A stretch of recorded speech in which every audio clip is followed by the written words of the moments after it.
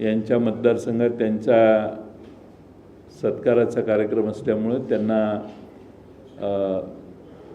अनुपस्थित राहण्याची परवानगी देण्यात आलेली होती। तरी ते उद्या येऊन या प्रस्तावाला पाठिंबा देतील।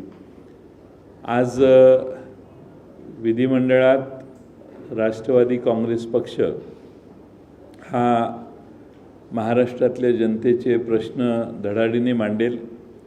आमची संख्या कमी जरी असली तरी महाराष्ट्रातल्या जनतेचे प्रश्न मांडण्याचा काम प्रभावीपणाने आमचा पक्ष करेल। जितेंद्र आव्हाड यांच्या नेतृत्वाखाली आमचे सगळे विधानसभेचे सदस्य विधानसभेत चांगली कामगिरी बजावतील। आम्ही काही प्रश्नांच्यावर देखील आज चर्चा केली। त्यातला सगळ्यात प्रमुख चिंता आमच्यासमोर ही आहे की नुकत्याच झालेल्या विधानसभेच्या निवडणुकीमध्ये 5 वाजल्यानंतर जवळपास 8% जास्त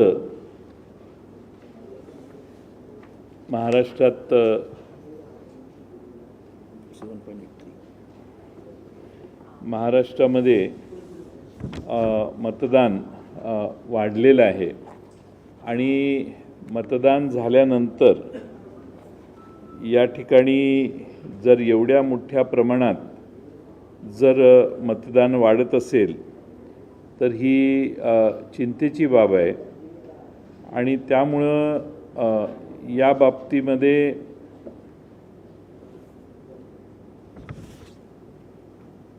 सर्वांनी चिंता व्यक्त केली आणि ती चिंता व्यक्त करत असताना हे मतदान कसं वाढलं हे वाढण्याचं शेवटी आम्हाला असं सांगण्यात आलं की EVM मशीन हे सिंपल कॅल्क्युलेटर आहे आणि मतदान झाल्यानंतर रात्रीपर्यंत सतत मतं वाढत जाणं आणि त्यांची आकडेवारी बऱ्याच ठिकाणी C-17 जो फॉर्म मतदान पूर्ण झाल्यावर अंतिम आकडेवारी दिली जाते त्याच्याशी न जुळणं ही फार गंभीर बाब आहे। आमच्या या निवडून आलेल्या सदस्यापैकी श्रीयुत उत्तम जानकर यांनी त्यांच्या मतदारसंघात मरकडवाडी या ठिकाणी जनतेने, त्यांनी म्हणण्यापेक्षा जनतेने एकत्रित येऊन निर्णय घेतला आहे की असं होणार नाही जे मतदान झालं आहे ते। निवडून आलेले उत्तम जानकर साहेब यांच्या मतदारसंघात मरकडवाडीने ठरवलं की आपण पुन्हा मतदान करू। मंगळवारी ते मतदान दिवसभर होईल आणि आपल्या चॅनेलसमोर मीडियासमोर त्याची मतमोजणी देखील होईल। त्यांचा गावातल्या लोकांचा असा दावा आहे की एवढी मतं विरोधात जाऊ शकत नाहीत। त्याचबरोबर आमचे दुसरे विधानसभेचे सदस्य मोहोळचे श्रीयुत राजू खरे यांच्या मतपेट्या ज्या ठिकाणी ठेवण्यात आलेल्या त्या मतपेट्या ठेवण्यात आलेल्या गोडाऊनच्या मागे 2 युवकांना त्यांच्या समर्थकांनी पकडलं। त्यामध्ये त्यांच्याकडे 14 लॅपटॉप 14 मोबाईल फोन्स होते आणि ते बिहार आणि उत्तर प्रदेशची मुलं होती।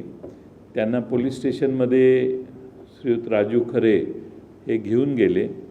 पोलीस स्टेशनमध्ये गुन्हा नोंदवण्यात आला नाही, त्यांना फक्त त्या ठिकाणी डिटेन करून ठेवण्यात आलं आणि खरं म्हणजे रीतसर ही तक्रार नोंदवली पाहिजे होती की यांची हालचाल संशयास्पद आहे।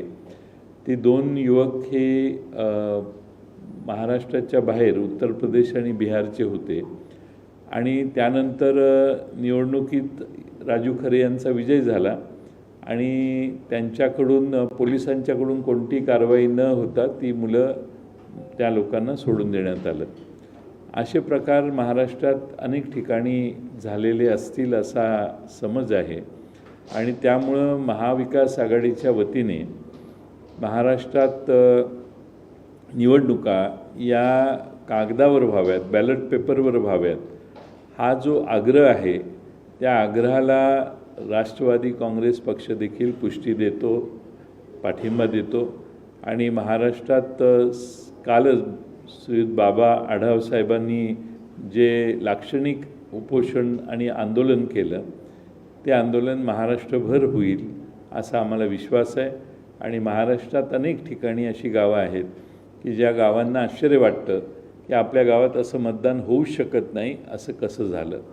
सर्व गट सर्व पक्ष एकाच उमेदवाराचं काम करत आहेत आणि त्या ठिकाणी गाव उमेदवाराला मायनस जाते, हे यापूर्वी कधी घडलेलं नव्हतं. आणि त्यामुळं अतिरिक्त मतदान जे वाढलं त्याची चौकशी झाली पाहिजे. निवडणूक आयोगाने त्यांची वेबसाईट 2 दिवसानंतर बंद करून टाकली. लोकांना ती माहिती उपलब्ध होणार नाही याची काळजी घेतली. हाही गंभीर गुन्हा निवडणूक आयोगाने केलेला आहे असं मला वाटतं. कारण माहिती दडवणे, माहिती दाखवण्यापासून बंदी आणणे, माहिती गडप करणे हा गुन्हा आहे आजच्या नव्या जगात. गुन्हा म्हणण्यापेक्षा हा चूक आहे ही.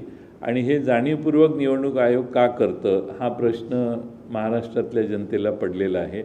त्यामुळे निवडणूक आयोगाची वागणूक, निवडणूक आयोगाच्याकडे नाना पटोले, काँग्रेस अध्यक्ष, मी आणि शिवसेनेचे श्रीयुत संजय राऊत यांनी यापूर्वीच तक्रारी अर्ज दाखल केलेला होता. त्यावर काँग्रेस पक्षाला त्यांनी बोलवलेलं आहे. पण जोपर्यंत जे मतदान झालं ते EVM मशीन जोपर्यंत बाहेर ताब्यात येत नाही तोपर्यंत काही गोष्टींची उत्तरं मिळू शकत नाहीत असं अनेकांचं मत आहे. महाराष्ट्रामध्ये बरेच नवे प्रश्न या काळात सरकार येण्याच्या आधीच तयार व्हायला लागले तसं दिसतं.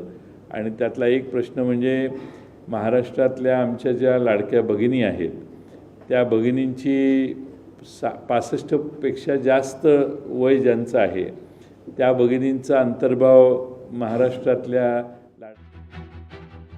जयंत पाटलांची पत्रकार परिषद आपण पाहत होतो. राष्ट्रवादी शरदचंद्र पवार पक्षाच्या गटनेतेपदी जितेंद्र आव्हाडांची निवड करण्यात आलेली आहे.